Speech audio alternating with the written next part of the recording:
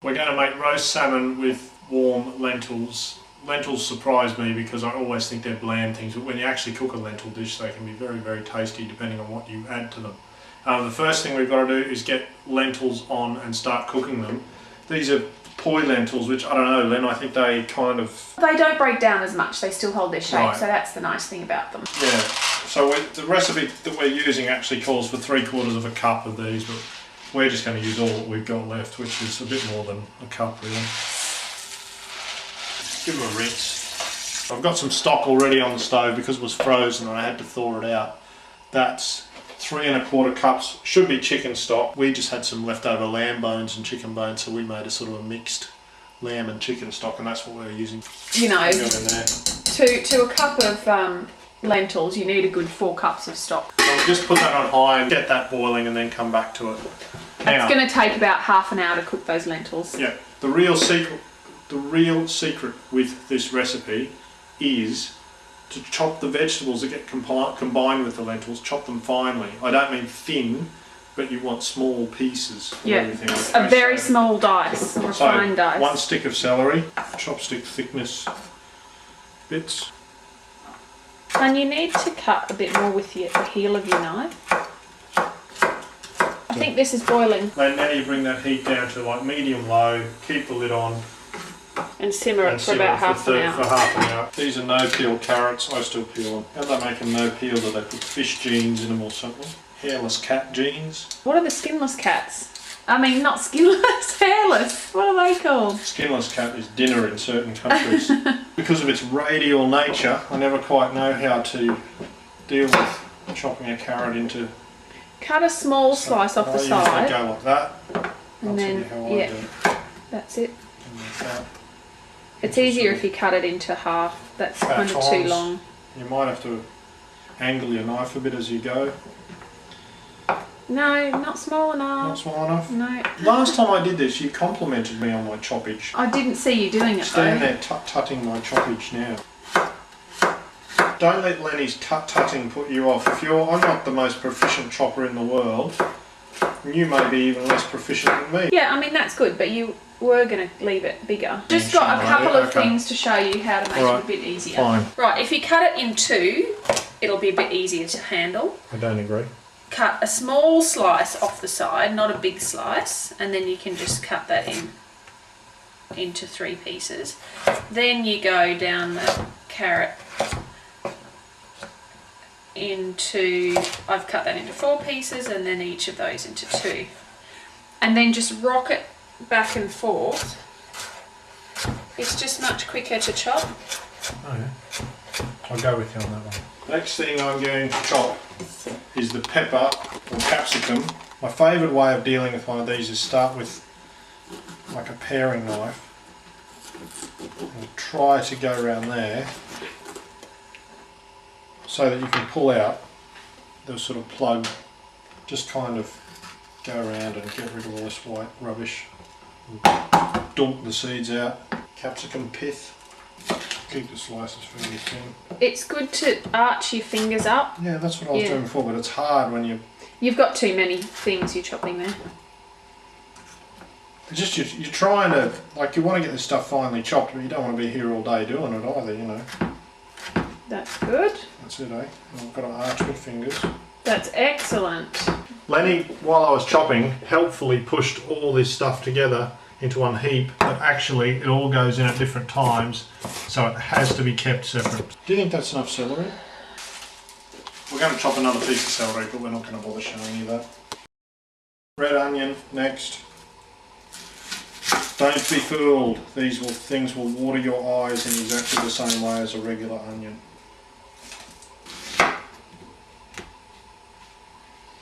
Now, this is where Lenny and I differ in onion chopping, as mentioned before. I do the radial chop.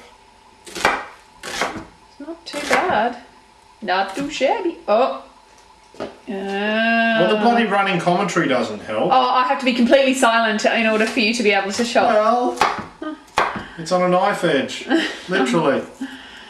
So how would you do it? How would you do it? So what, you set this on its side? Yep. And then do the radial chop. And then chop it radially. Yep. Just a bit more stable, really. I'm sorry, but I can't see now. Swimming goggles. Get yourself some swimming goggles for chopping onions. Those lentils are getting a bit low on liquid. It's just adding some more water. You just half cup. Time to just preheat the oven for the salmon. 450 Fahrenheit, 230 C. So that's a very high oven for our salmon. There's a couple of keys to this dish. Cook the lentils in stock. Season your salmon fillets before putting them in, and chop your vegetables finely. They'll probably take another 10 minutes, so I'm going to start gently sautéing the veggies now. 3 tablespoons of olive oil. Allegra McEvedy made a very good tip on one of her shows, was for cooking, use the pretty cheap olive oil and then buy the really expensive stuff just to make your salad dressings instead of dressings and drizzling. Yeah, instead of buying a medium priced one for everything. That front burner's a bit intense heat-wise, so not even on low, so we're just going to move that back onto there. So yeah, soften the onion for a few minutes. You don't want to brown it, you really just want to soften it. I would even, that said medium heat, I would turn it right down to low and just let it sofrito-ize, I think is a sort of softened vegetables that aren't browned in any way. Is the sofrito, or it's true. Maybe.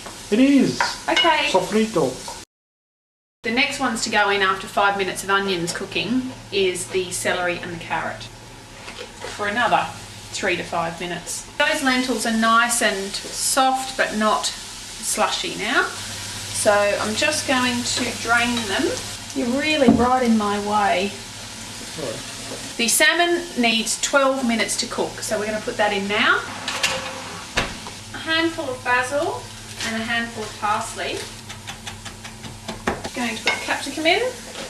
We should be, you don't just leave that unattended, by the way, on a low heat. You do have to stir it occasionally, don't you?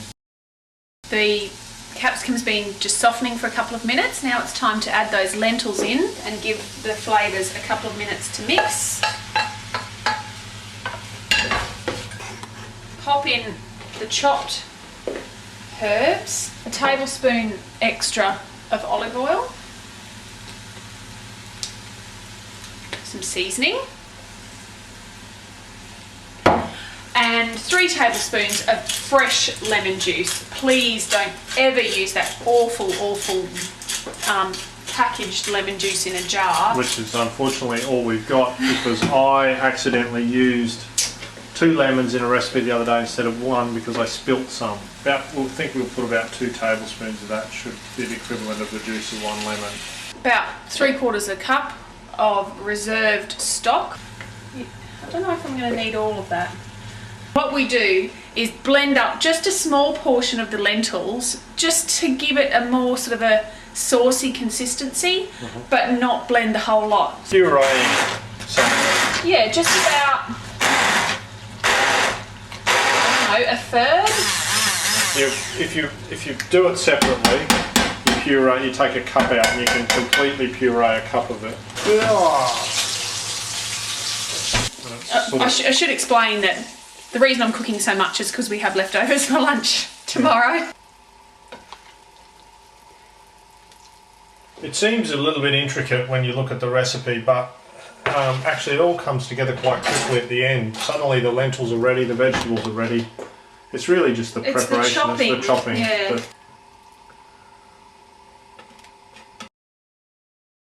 When you first? Am I going first? I might just mention that we got robbed a couple of weeks ago and our regular camcorder got nicked. So we're using this different camcorder that we got cheap, and it's probably not much good, so apologies if the footage isn't much good. Could have used a few more herbs, and I think we could, the lemon juice, you missed the fresh lemon juice a little bit. But that's just one of my favourite dishes.